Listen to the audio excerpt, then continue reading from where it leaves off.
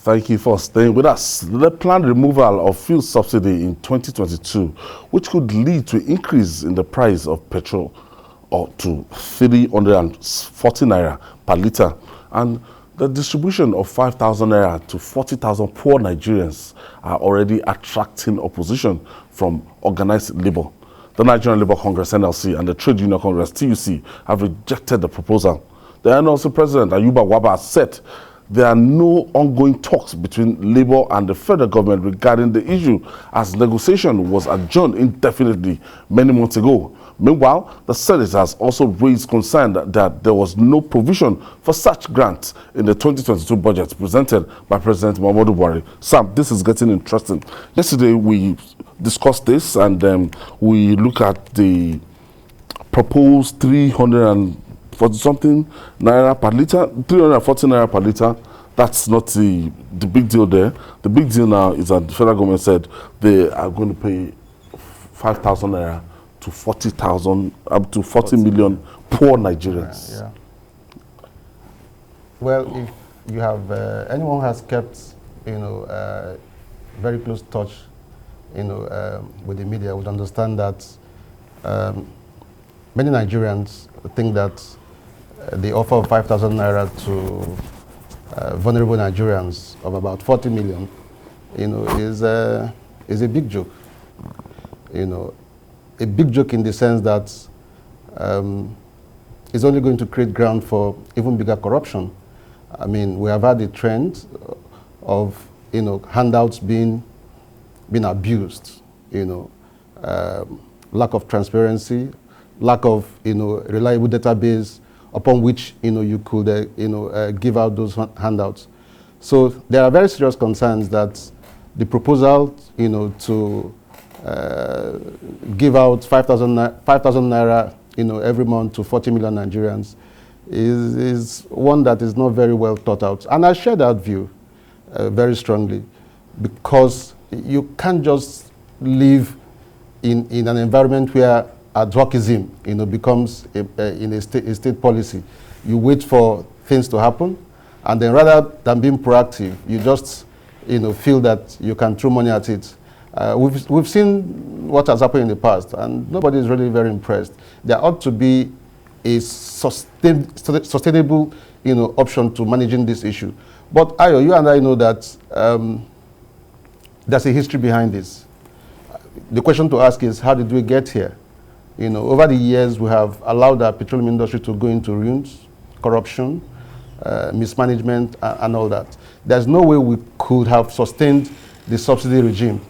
Down the line, it opened up the doors to corruption. We are all aware of what happened under the Goodluck Jonathan regime. We are still, yet to fully address corruption issues that arose then. So there are very serious concerns that we're just not handling this very well. For TUC and NLC, the outcry is understandable. I mean, they lead workers. They have to put up this appearance of we no go agree. But you and I know that the subsidy regime is not one that we can continue to carry. The fundamentals don't encourage it, don't allow it. You can't import fuel at a landing cost of maybe 180 naira or 200 naira, and then you want to sell it for less than that. Who wants to play Father Christmas? Part of the problem we have is that I would say the poor price is about the cheapest in Africa or West Africa. Let me just put it like that. Even that Nigeria is selling it, that has given room so much corruption for smuggling, that if you are to buy it at a cheaper rate, that government subsidized rate in Nigeria, you take several tankers to Republic of Benin, Togo, adjoining countries, you just see them in jerry cans and everything that they're selling. I think government should be looking at how to deal with smuggling, how to deal with those loopholes first before we move into this other phase. Yes, I think that is one of the areas that even the NLC is also concerned about. I'm not sure anybody is against deregulation, but you cannot deregulate. Somebody cannot stand somewhere and say, I'm deregulating, and is also a partaker or a player in that same industry. And just like you said, Nigeria might have the lowest in terms of pump price, because I know Ghana has close to 400 naira per liter. And there are some other, Benin should have about 380 or thereabout.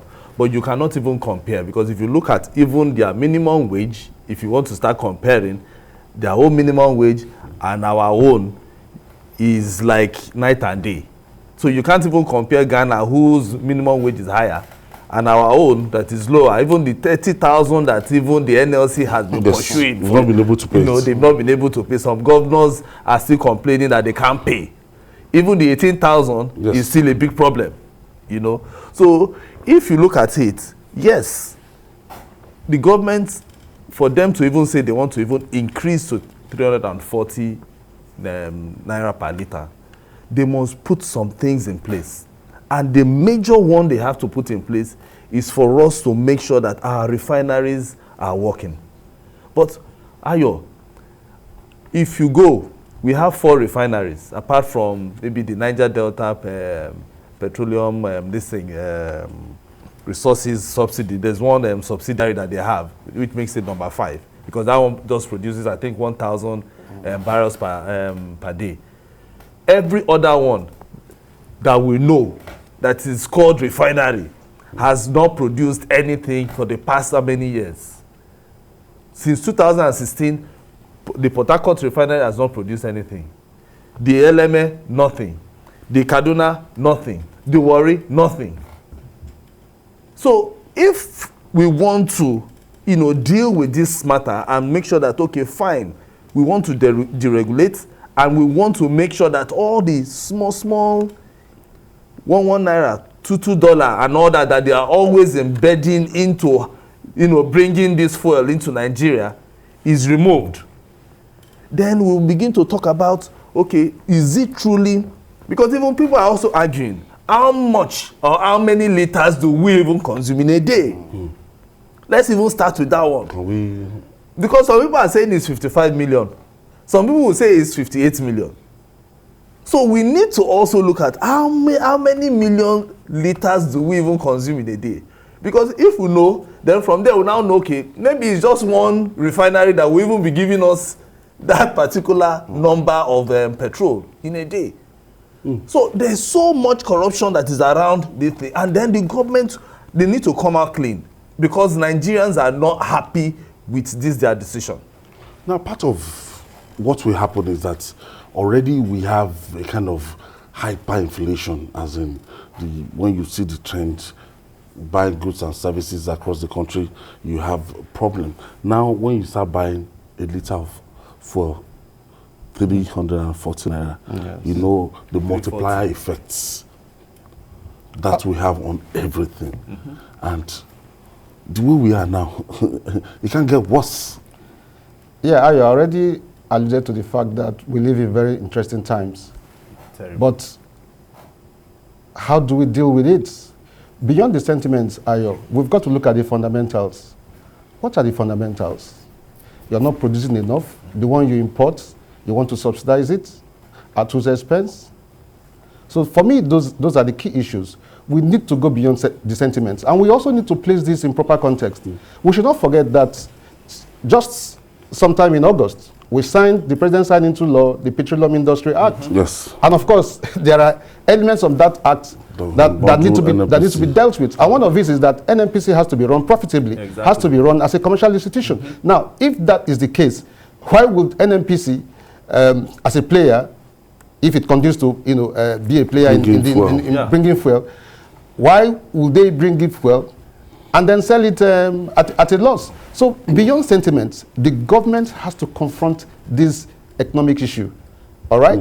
And we just have to face the facts that at some point, as a country, we have resolved that we need to run this institution or this organization profitably. We all negotiated it. It went through the National Assembly. The task for the government is to ensure that there is some form of social dialogue that is going on. Nigerians have to be properly educated, okay, on the essence of this challenge the essence of this challenge that we are facing, and deal with it.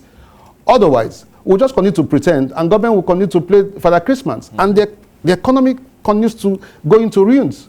So how are we going to ensure that? How are we going to ensure that the likes of NNPC, that government will have to carry them along? They have to bring them to the negotiation table, because I see all this strike, these guys, you know, TUC, NLC, the normal strike, and you know, if the government is on the same page with this labor union to let them understand the kind of how to cushion the effect on the hardship that the hardship of 340 naira might bring. I just don't want to think about it. Yeah. You know, the thing is, government has to be sincere when they are doing these negotiations. That's just about it. They are not being sincere. I know that government was already talking with NLC concerning this same matter as well as other matters, especially the salaries, the minimum wage. So for them to have come up with this decision, just like Sam said, the new NNPC, the one that is now in the yes, as a profit organization, you understand, which is the NNPC with the C, not corporation but company. You understand, deciding that now it has to be 200 and 340. The government will have to bring that company. They will sit down with NLC before they decide. Now, because that NLC is a Nigerian company and we want it to make profits, I think it behoves on the federal government to know that we want NNPC to run and make money for us. And there has to be transparency. That is it. I think that's what Nigerians are asking for. Okay, so let's even assume that. Okay. Caller, Babari is calling us from Abeokuta, that's in Ogun State. Hello. Thank you for joining us, Babari. Hello. Yes, good evening. Thank you for joining us. Thank you. Good evening and good afternoon. Go ahead, please. Thank you. Please, I want to join the discourse, and honestly, I am really elated because I have been expecting this move by the NLC and TUC, because it's time Nigerians should stand up and talk and speak. We just don't just keep quiet and not talking.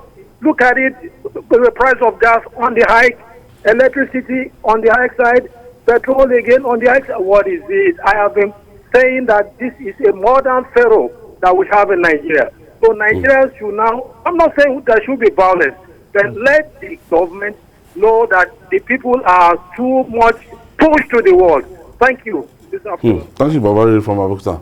And one other thing there is that Nigerians don't have faith in this Labour Congress until you see the way it's constituted. That's the truth. They threatened to embark on several strikes, and we've not seen anything concrete coming out from it. Under Ayuba Waba, a lot of people will tell you that the Nigerian Labour Congress is an extension of APC. The strong perception out there is that the NLC, the TUC have all been sucked into the government, and so they don't have the moral right anymore, as it were, to hold government accountable. So when I spoke earlier, I talked about... A lot of people will ask you that, how much did former President Jonathan, how much did he increase that, the increment he did in 2012, that we had the Ojota rally. Exactly. That the Save Nigerian group, all Pastor Bakari, everybody mobilized, that this government has done far more than that. And where are the activists? I mean, Ayo, they now have become part of the government. That's a very strong perception. It's up to them to convince Nigerians otherwise. And so this initial gragra, permit my use of that word, is more like let's put up this appearance that we no agree. But you and I appreciate the fact that even the NLC president understands that the subsidy regime is not sustainable. They understand these things. So Nigerians are asking for transparency at all levels, not just for government, but even for the labor leaders. They should be asking critical questions. Fine, there could be need to increase price, but at what level? What metrics? What stats are going to be used to compute the new price of petrol per litre? That's what Nigerians are interested in. Nobody should wake up and tell Nigerians petrol is going to sell for 340 naira per litre without a basis, without justification for it. We need to know how many, like you said, liters of fuel are being consumed daily. How many liters? Yes. What is the quantity of? Not projected. What's the quantity of crude Nigeria is producing? How much of it is being sold? How much is remitted? Nigerians want to know, and these are the challenges that the labor unions. Accountability in that section. Is NLC asking these kind of questions? If they are they satisfied? Now, if they are satisfied, the onus is on them to go back to the workers and say, fine, we have gotten into conversations with government. We are convinced that these are the realities on the ground.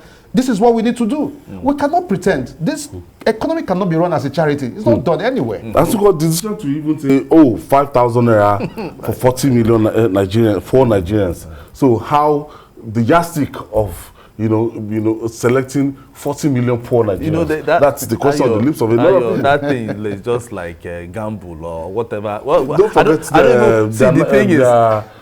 There are 10,000 something for the poorest of the poor. Of course, even till date, we've not known the number of people that have collected that money. I don't even want to talk about that. What of COVID?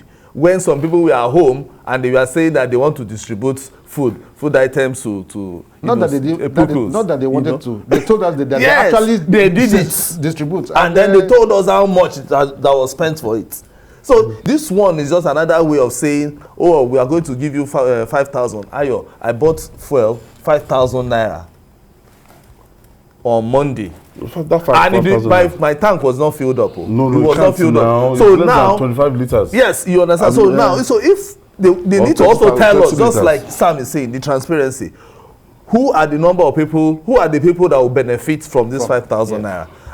How many times or how many years or how many months will they get this 5,000? Because they just said they are going to give 5,000, but to 40 million Nigerians. So how long will this 5,000 be? Will it just be monthly, quarterly, or yearly? Because you can't tell me that if you give me 5,000, because even if they give you the 5,000, you will still suffer.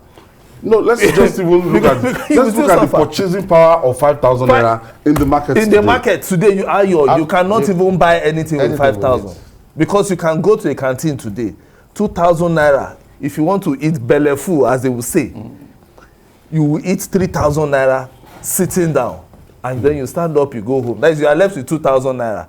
So if, for instance, your office was on the island, you will spend 1,000 to come back home. I think our leaders. Okay, I have Njoku calling us from Inewi. That's in Anambra State. Hello, City of billionaires.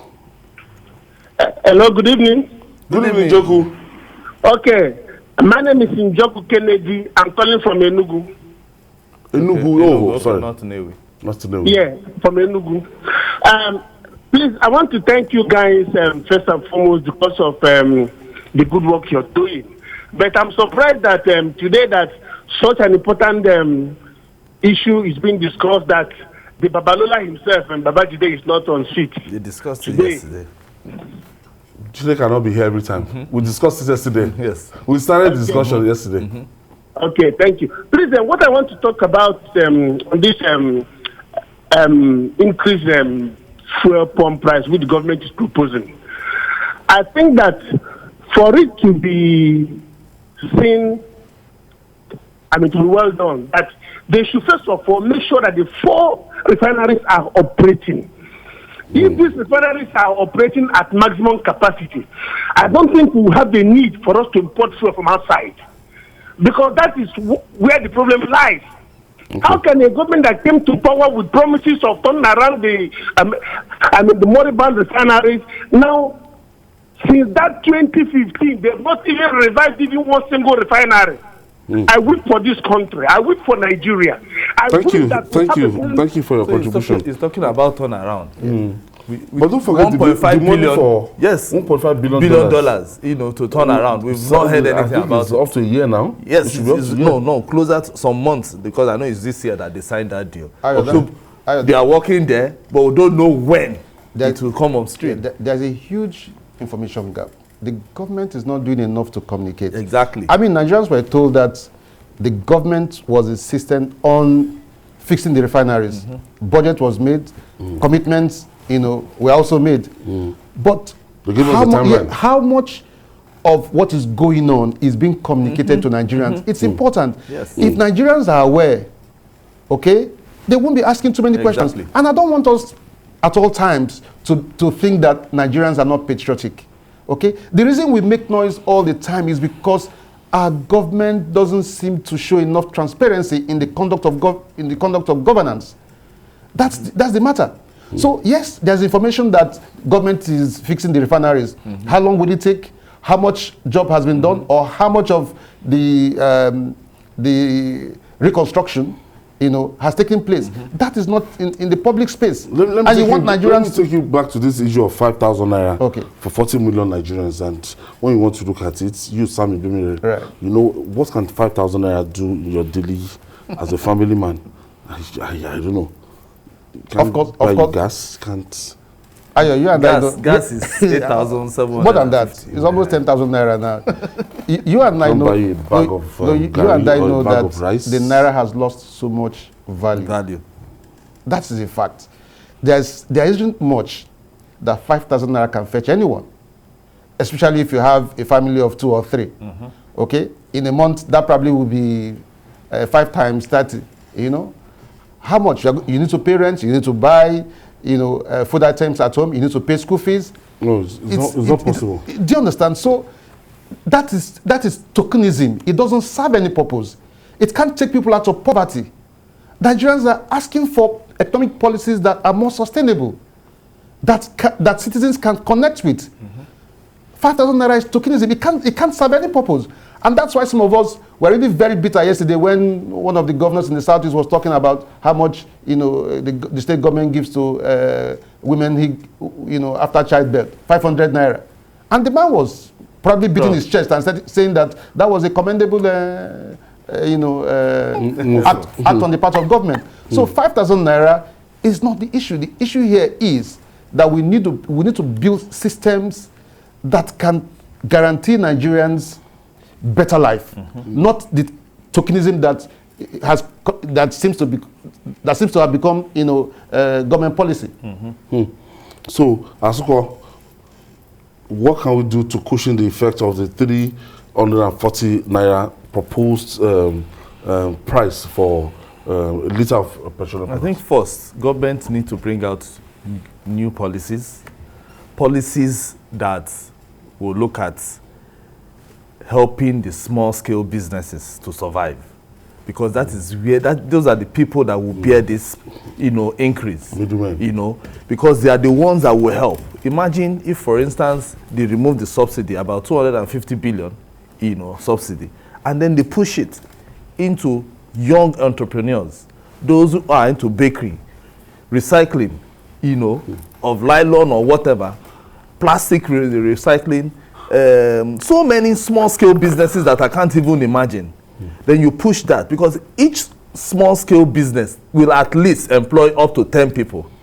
By the time we push that into that kind of funds into small-scale businesses, with a good policy, with a good policy, because this government seems to, when they have issues, they want to throw money at it. No, but put policies in place whereby these small-scale businesses will be able to thrive. If, for instance, they need to have electricity and you know where they are camped, give them electricity. If they need transportation, give them transportation.